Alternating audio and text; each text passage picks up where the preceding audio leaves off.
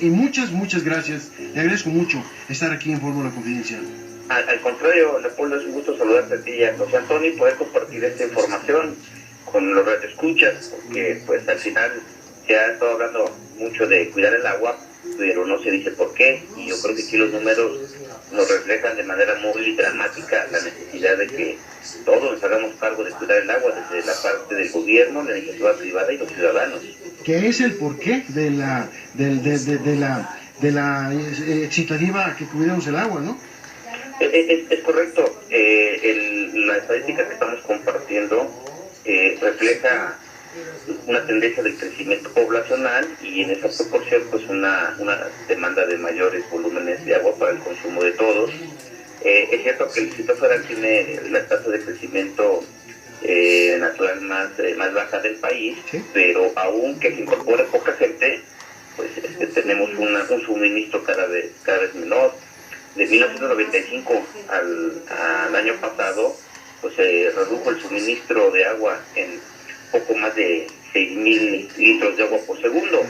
Y esto, alguien pensará, bueno, no es mucho, pero claro que sí es mucha agua la que se está dejando de suministrar, toda vez que, por ponerte un ejemplo, Iztapalapa, que tiene casi 2 millones de habitantes, pues hay un déficit de casi 2,000 litros de agua por segundo.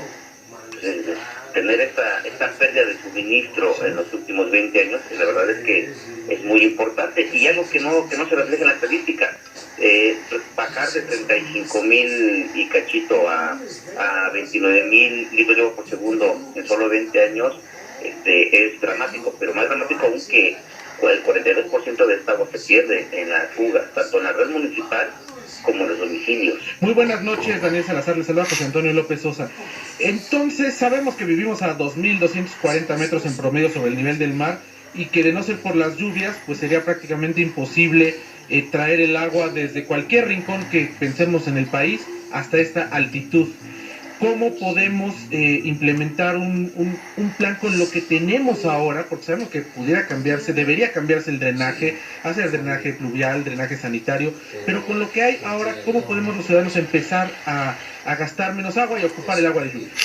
Pues el agua de lluvia es una alternativa que no es la única ni tampoco resolvería de fondo el problema, pero empezar a aprovechar el agua de lluvia en la temporada, los 6 meses que dura la temporada, pues puede ayudar a disminuir el agua que se utiliza de la red, obviamente para consumos secundarios, de cambiar accesorios. La regadera se lleva prácticamente el 40 y el 50% del agua que consumimos en los domicilios.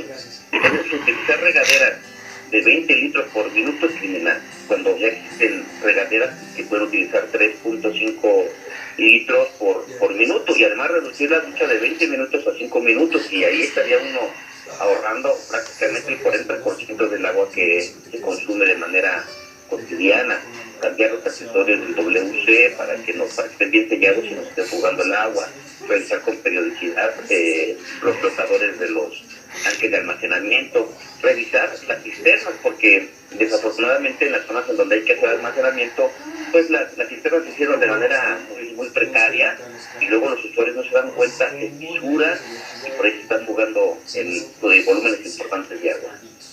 Señor López, ya está Adelante. En este sentido, pues, se tiene que hacer alguna obra, no sé, captar el agua cuando va en cubetas, no sé, hacer techos a 2 aguas, quienes vivimos en departamento, en conjunto con los vecinos, captarla en las azoteas, alguna recomendación que sea así como muy práctica para poder captar esta agua. Sí, hay cosas muy prácticas, el de colocar la cubeta precisamente cuando abrimos la regadera para aprovechar el agua fría directa para el WC, o inclusive en una cubeta lista pues para el lavado de trastes. Sí, para muchas cosas sirve. En el caso de las viviendas particulares, desde hace ya 3 años, se establece en el Código Fiscal que si las viviendas se convierten en viviendas sustentables, es decir, que tratan sus aguas y las reciclan, o que aprovechan el agua fluvial, pueden sacar un certificado a través de la Secretaría del Medio Ambiente, y entonces se les descuenta parte del impuesto predial.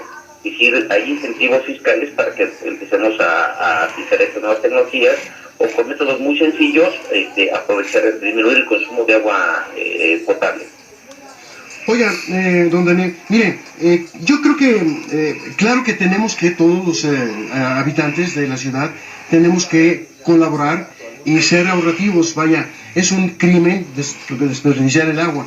Como quiera que se le vea, es de lo peor que puede uno hacer como ciudadano. Eso de una parte, pero yo creo que con todo y el ahorro que pudiéramos lograr, que se alcanzara el máximo ahorro por habitante capitalino, esto sería una contribución importante, pero ni siquiera sería la que yo creo que se desperdicia mucho más con ese maldito drenaje que tenemos en esta ciudad, ¿no? Serían dos cosas, dos valoraciones. Una, efectivamente hay que aprovechar el agua pluvial, y en las partes altas, en donde ahora está urbanizado, se tiene que infiltrar el agua pluvial al acuífero para su recarga, como ocurre en Iztapalapa, donde ya hay 200 pozos de infiltración de agua pluvial. Esto debe ser a cargo del gobierno. Y lo otro, que el propio gobierno en las redes de distribución de agua potable pues haga un trabajo todavía más intenso. Se han hecho cosas, se llevan cerca de 2.300 kilómetros sustituidos de red de agua potable. Estamos hablando de 2.300 de poco más de 12.000, o sea, todavía nos falta muchísimo. Entonces, reducir de un 42% a un 15-20%, que es el promedio de un sistema más o menos eficiente. Oigan, pero bueno, de todos modos, el asunto es que aquí, en una entrevista que le hicimos al ingeniero Ramón Aguirre, el responsable del sistema de agua potable del Distrito Federal, pues él nos dijo que esto que es muy caro inyectar el agua a los acuíferos, que no resolvería eso el problema. Posteriormente hablamos con otro de sus colaboradores y le repreguntamos y volvió a decir lo mismo. Contra esto, Miriam Saldaña, diputada periodista federal, sí, diputada federal, sí, no, diputada local, local, sí, estuvo con nosotros la semana pasada y nos platicó de su plan para rehabilitar a los ríos que hace mucho tiempo pues bañaban este maravilloso valle. Y pues eso es una cosa muy cara. Ese mismo día tuvimos también a otro vocero del sistema de aguas y dijo que pues que no, eso no era posible, que sería un gasto bárbaro y que pues que no se lograría gran cosa, porque además ya prácticamente todos estos ríos están ya muy venidos a menos, digamos, lo que queda de esos ríos, ¿no? Pues son dos visiones, una la de los ingenieros con soluciones entre comillas tradicionales, con propuestas convencionales de en dónde necesito sanear, y entonces instalan equipos de bombeo y tubos para sacar las aguas negras. A dónde necesito surtir agua, busco una fuente de abastecimiento que sea lejana, hago proyectos por miles y miles de millones de pesos, ¿sí? y surto el agua, pero este modelo ya no puede continuar. También me queda claro que no se puede hacer un cambio radical de un día para otro, de un año para otro, porque sin duda cuesta mucho la inversión, pero la Ciudad de México, siendo parte de la zona metropolitana más importante del país, y que es una crisis hídrica ya declarada, tendría no solo consecuencias inmediatas para quienes vivimos en la Ciudad de México, sino para la economía del país, considerando que aquí se genera la tercera parte del Producto Interno Bruto. Pues eso obliga a un esfuerzo de los tres niveles de gobierno a hacer inversiones, sí, para tener al día la infraestructura actual, pero también para empezar a cambiar el modelo.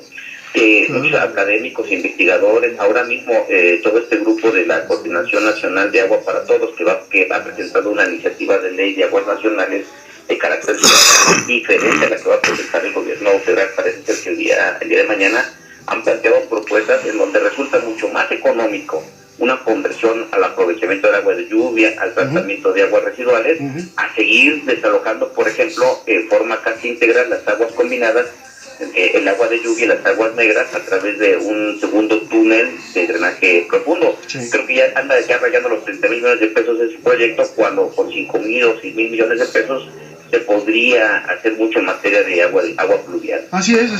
Oye, lamentablemente ya se nos terminó el tiempo, don Daniel, pero está muy cordialmente invitado para que pronto volvamos a platicar con usted, porque bueno, pues es el tema de nunca acabar, pero hay que volverlo el tema con posibilidad de resolverlo. Es correcto, y todos tenemos que contribuir, algunos con propuestas, otros con campañas de concientización y bueno, y otros pues, cambiando nuestros hábitos de consumo. Muchas gracias. Muchas gracias. Fórmula Femenina es tu compañía.